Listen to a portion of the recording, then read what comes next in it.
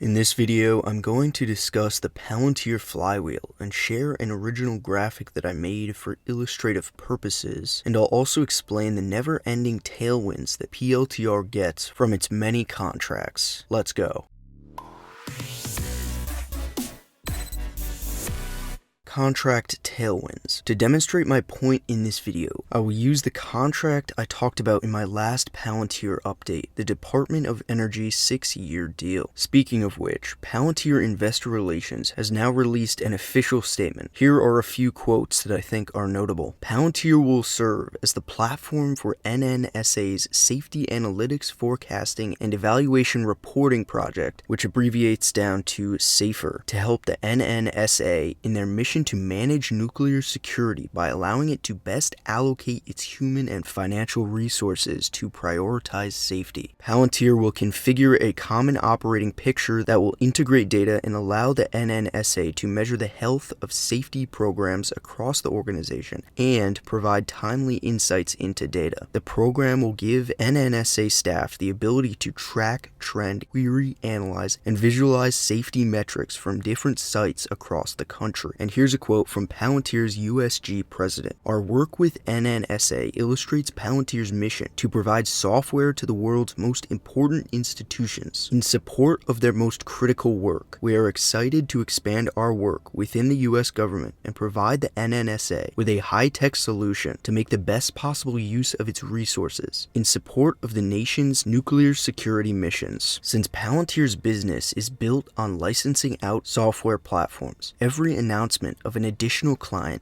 is a tailwind. It may or may not move the stock, depending on what the announcement is exactly, how much the deal goes for, and what it symbolizes for the company. But following this stock means you must be ready to analyze the contracts as they roll in, because the bigger Palantir gets, the more interest it will attract for its products. More on that in a bit with the flywheel illustration I've made. I don't make a video every time a contract gets confirmed, because not only is that a waste of your time and attention, it's also not necessary, as many of these contracts are to be expected. That's the point of this whole video. Here's what I mean. On the corporate side, Palantir's Foundry software allows for the integration and extrapolation of data across an enterprise, and more businesses will realize that Palantir is right for them to help reduce excess spending and be leaner, more efficient organizations. On the government side, as I've mentioned recently, Palantir is just at the beginning when it comes to how integral its Gotham product will eventually be to the entire US government. After all, its system and granular security model are uniquely suited for secure collaboration across government divisions. As Palantir's growing sales force connects with both prospective business and government clients, more contracts will be signed, and PLTR's client base will subsequently expand. Palantir has put in the work in developing its platform solutions, and I believe as PLTR continues to scale, it will become clear that each incremental contract will get the company closer and closer to profitability as its relative operating and onboarding costs decrease with that scale. The flywheel. When you build the best product in a given category, the customers will find you. I believe that Palantir has that superiority. They are one of a kind in what they offer, and a good amount of the time, what they offer isn't just desirable, it's necessary to complete a task quickly. But we also know that, given its line of business, it is also useful to have a dedicated sales force to stimulate sales. There are 3 stages to this flywheel that I've made for PLTR. They correspond to the acquire, expand, and scale phases. That's on purpose, but there's a little more to it. I'll break it down. The first part is what I call attract. This is where Palantir may have actually made the first move and reached out to an organization with its sales force to offer a free demonstration of the platform's services. Or perhaps a business was already aware of Palantir and realized that in order to be competitive, it needs to use Palantir's cost evaluating software, or any one of the many modules that Palantir can set up. In this first stage, much like the acquire phase, Palantir is enticing the client and keeping the costs low before making them commit to anything. The second part of the flywheel is what I call engage. At this point, Palantir has already gotten the customer and is setting up the software with certain different modules and tailoring it and customizing it as best as possible. Now, a multi-year contract can be signed once everything is operational and proved to be a viable and functional setup. And the last part of the flywheel is what I've chosen to call deliver. This is about Palantir delivering and their clients using Palantir's software to deliver themselves. So finally, Palantir is able to deliver on its bold promises of how great and successful its services are and what they can accomplish for a given organization. But this wouldn't be a flywheel if it stopped here. So the loop closes as that public success creates a virtuous cycle. I feel as though I owe you some examples. I will use BP as the first one. So we know BP is an existing client of Palantir's under the Palantir Foundry software platform. Here I am on a very detailed spreadsheet database of a history on all of Palantir's contracts, and this is put together by Palantir_news on Twitter. So I'll leave a link to the Twitter account, which you should definitely go follow if you have not already, and a link to this database in the description. Anyways, scrolling back to 2014, we have the first BP contract with Palantir. So BP partnered with Palantir in order to help extract oil and gas efficiently, effectively, and to save money throughout their operations. So that's what attracted them to Palantir, was cost saving, the first stage of the flywheel. Then they got engaged with Palantir, set up in the second part here, along with Palantir's sales expand phase, and the end result on the delivery part of the flywheel. But again, this is a flywheel, so that delivery actually leads them back to the beginning of the flywheel. So to prove my point, on February 5th of 2021, BP expanded their contract with Palantir. It's a 5-year deal and it's ongoing, and BP has chosen to deepen their partnership. As we know, they were partnered since 2014, and now they're interested in the digital twin application. So they're getting fired up with that in the engage part of the flywheel, and we will see what they are able to deliver, if it leads to anything in particular, and if Palantir is able to share any public data from that. And finally, how about an example of the government side of things? So if we go to the very beginning of this database, we know that Palantir won the lawsuit against the government and was able to get a contract going with the US Navy, and that was originally in 2007, but that was just a training endeavor. So let's jump forward to 2008 with their first service for the US Navy. So they attracted the Navy by proving that they were the cheapest option for providing the software that the Navy needed. They engaged with them, getting it all set up after the initial training, and got into the service. And how did they deliver? There isn't too much public data shared from the government, because that is a little more secretive. But what we do know is that also in 2008, Palantir got a purchase from the US Air Force, then the Army in 2009, and pretty much every year since, Palantir has been getting licensing after licensing, deals after deals, contracts with the US government, all up until recently, what I was just talking about in the very beginning of this video, a contract with the Department of Energy. So the flywheel has been turning for Palantir on the government side of the business, and this is leading to an expansion through different branches as Palantir delivers, since Palantir has already attracted and engaged the US government as a core client and is delivering time and time again every time it is called upon. So I hope this illustration and example from me in this entire video has been insightful. I'd love to hear your reaction to this in the comments. Will Palantir's flywheel begin to accelerate, turning faster and faster? Leave a like if you think so. Much more content is on the way. Until next time.